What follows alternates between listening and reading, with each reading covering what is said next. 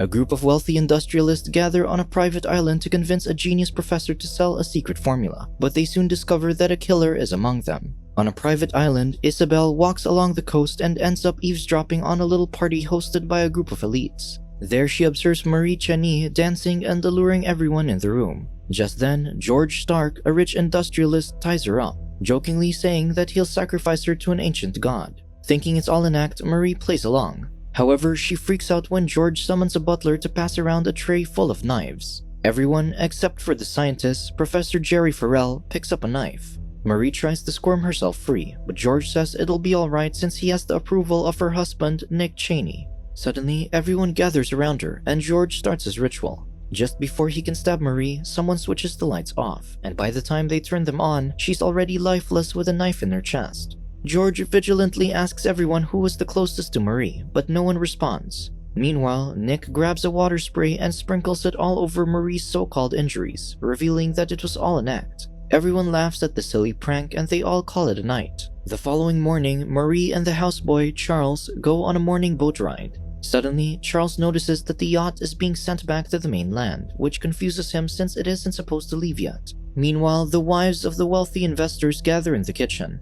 Jill Stark talks about her horrible marriage with George, while the professor's wife, Trudy, and Peggy, the wife of Jack, one of the investors, listen to her story. Suddenly, Isabel walks into the kitchen and hands wildflowers to the ladies. They ask if she wants to help them out, but the young girl innocently replies that she will never be seen working in a kitchen. Besides, she has to wait for her parents, who left the island for her mother's surgery. Elsewhere, the gentlemen try convincing Jerry to sell his formula for a revolutionary industrial resin. This is the reason behind their little gathering, which Jerry only figured out. Nick offers him $1 million along with his colleagues. However, the professor remains firm, explaining that his best friend died because of their experiments.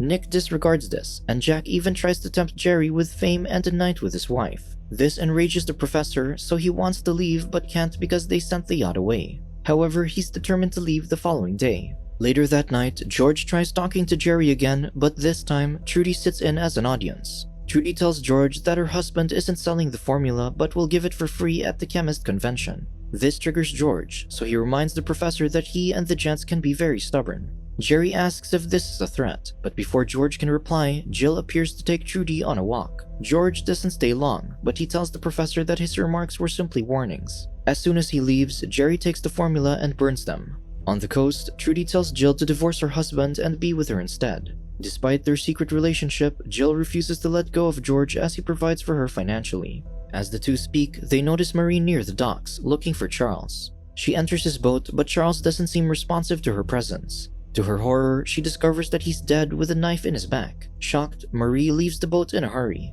Unbeknownst to her, Isabel witnesses her running along the beach, desperately trying to cover herself.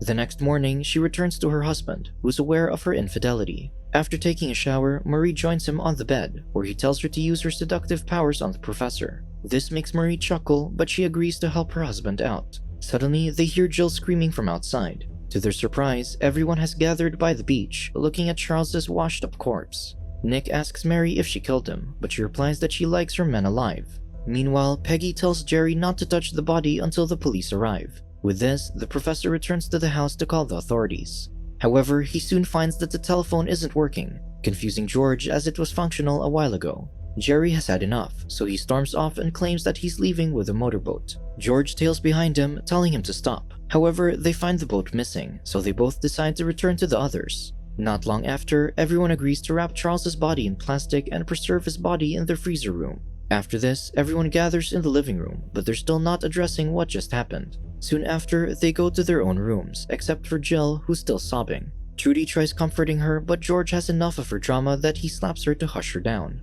George then leaves the room, leaving Jill to Trudy. As the women speak, someone steals the silk shawl by the sofa. Later on, Nick goes to Jerry's room, offering him $6 million if he sells the formula to him exclusively. As always, the professor refuses, but Nick leaves $1 million check to him anyway and tells him the bank code to cash it in before leaving. Still, Jerry later returns the check to Nick's room. Meanwhile, Isabel dances on the coast with the new shawl she just stole. However, she quickly stashes it in a hole when she's had enough of it. As she looks back, she realizes that Nick has been observing her. Because of this, she quickly runs away. Nick then recovers the shawl from the hole before pursuing Isabel. When he catches up to her, she claims that it's hers, so Nick hands it over. However, as she reaches out to claim it, Nick grabs her by the arm and forces her to tell him what she did. Just then, Jerry appears, which makes Nick let go of the young woman. Before leaving, Nick tells the professor to consider the $1 million offer, which astounds Isabel. She then tells Jerry that he's different from the others, and this makes the professor smile.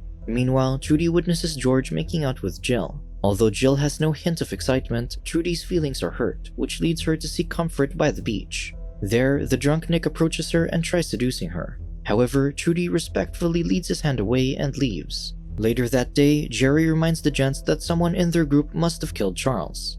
Just then, Nick enters the room announcing that the professor has accepted his money. Jerry replies that he didn't, as he returned the check to his room. However, Nick says he didn't see it there. With this, Jerry goes to Nick's room to retrieve the check, but Marie greets him there. Still, Jerry resists the temptation and quickly leaves. Elsewhere, Jack and Peggy hang out by the beach, where she expresses that she senses a premonition about their stay on the island. Jack reassures her that all will be fine, then he kisses her. At night, Jerry grows uneasy, so he gets out of bed and walks by the beach. On the other side of the island, Jill bumps into Trudy, who's also trying to relax by the beach. As the women walk by the coast, they hear a gunshot on the other side of the island. They immediately head there, only to find Jerry's lifeless body. Unbeknownst to them, it was Isabel who shot him. Trudy and Jill quickly run to the house to alert the men. Meanwhile, Isabel drags Jerry's body into the water. By the time the group returns to the crime scene, Jerry's no longer there, which leads Nick to think that whoever killed him was in a hurry. When the ladies ask why, he replies that the killer must have hurriedly returned to the house after hiding the body. Later that night, the gents head to Trudy's room, where they demand to get the formula. Nick claims that he deserves it because Jerry took the check, and before he can swing his fist at her, Trudy knocks him down. Amid the chaos, Jack and Peggy relax in their own room without worry as they claim to have nothing to hide. Before sleeping, the two make love. The following morning, Peggy wakes up before Jack. She then heads to the balcony, where Jack finds her with a bullet through her skull by the time he wakes up. Later that day, Peggy is brought to the freezer room beside Charles. Enraged, Jack accuses George of being the mastermind, as he was the only one who told him to bring his wife. George denies the allegations, leading Jack to storm out of the house. The others immediately go after him, but even after circling the island, he is nowhere to be found. Meanwhile, Marie walks by Isabel, asking her if she's seen Jack. The young woman replies that she didn't, so the search continues. Tired, the group returns to the house, where they find Jack sleeping on the sofa. Everyone is there except for Marie, so they search for her. To their horror, they find her lifeless body tied to a tree with a knife in her chest. Nick takes a moment to mourn his dead wife, while everyone else remains wary of who the killer might be. Shortly after, Marie's body gets placed in the freezer along with the others. Later that night, Jill pleads with George for them to leave the island. However, he will stop at nothing until he gets the formula, which causes Jill to cry out of despair. Meanwhile, Nick goes through George's desk without his permission. When George catches him red-handed, he explains that he's looking for his missing check. This enrages George, which leads him to strangle Nick. While the men fight, they're unaware that Jill is already dead in the bathtub. It seems like she killed herself, as there are writings on the mirror asking for forgiveness. Like the others, her corpse gets placed in the freezer. The four remaining survivors, George, Nick, Jack, and Trudy, gather in the living room. The men try to relax while Trudy records her voice, retelling everything that just happened. However, Nick stops her recording, then tells everyone that he's going to his room to sleep. George opposes the idea, saying that they must all sleep together in the living room. Refusing to do this, Nick smashes his glass on the floor and storms out of the house. George doesn't stop him from leaving, so the rest stay put. Meanwhile, Trudy continues recording, and this annoys George. However, Jack calms him down and offers to play chess with him instead. Trudy joins them, but she leaves the recording rolling. Before playing, they help themselves with drinks, which soon knocks them out. Because of this, they fail to notice the coast guards that have arrived to search the house the following morning. By the time they wake up, the three realize that they lost consciousness. They reckon that it couldn't be one of them, as they all fell asleep. This leads them to conclude that Nick did it, but this proves to be false as they soon find him dead. George reassures everyone that the Coast Guards should pick them up anytime now. However, when he replays the recording, he hears that they had already visited hours ago when they were unconscious.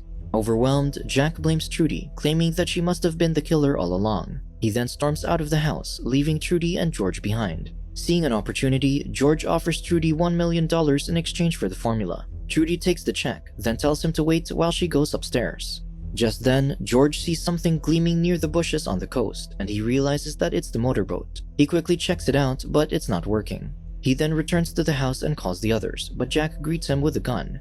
Jack reveals that he was responsible for wrecking the boat and the telephone. He also confesses to killing Nick while he and Trudy were knocked out by sleeping pills. He then hid them when the Coast Guards arrived, making them assume that they had already left. Jack was also responsible for murdering everyone except for the professor. He even killed his own wife since she knew too much. Then, Jack explains that he never planned to kill George as he wants him to take the blame for everything. However, he hates having witnesses, so he immediately shoots him multiple times, killing him. Unbeknownst to Jack, Isabel has been following him. Meanwhile, Jack sees a shadow from upstairs, so he goes there, assuming that it's Trudy. He finds her in Nick's room where she sits on the bed, waiting for him. Trudy reveals that she overheard his conversation with George, but Jack replies that he didn't kill the professor. It turns out that Trudy stole Nick's check, and she also received one from George, giving her $2 million in total. However, she wants more and knows Jack is willing to give anything to get his hands on the formula. With this, Trudy tells Jack to follow her to the freezer room. There, she takes a ring from Jill's clothes, which holds a microfilm where the formula is written. Jack gives her the check while Trudy cautiously hands out the formula. Then she opens her bag to put the check inside. However, she swiftly brings out a gun and shoots Jack. To her surprise, Jack shoots her back before he lands on the floor. Witnessing everything, Isabel walks to the freezer room, thinking that they're both dead. She goes on to take the 3 checks from Trudy's bag, then proceeds to grab the formula too. However, with the last bit of his strength, Jack grabs her arm to try and stop her, but he soon dies. Sometime later, Isabel, who's now rich, goes on to visit Jerry in prison. It turns out that she only shot him with panthenol bullets to prevent the others from killing him, which Isabel thought would only knock him unconscious. However, when he got rescued, the panthenol caused him to confess that he killed the rightful owner of the resin formula, which he initially claimed was his discovery. Because of this, he was sentenced to be hanged. Isabel tells Jerry that she had always loved him. However, she needs his help since she's now broke. After cashing out George and Jack's money, she's left with Nick's, but she can't go on with it since she needs the bank code. Thinking that he's going to die anyway, Jerry tells her the digits she needs. Delighted, Isabel plants a little kiss on the professor's cheek before going on her merry way. Subscribe to watch more videos like this, turn on notifications and leave a like to help the channel out. Thank you for watching.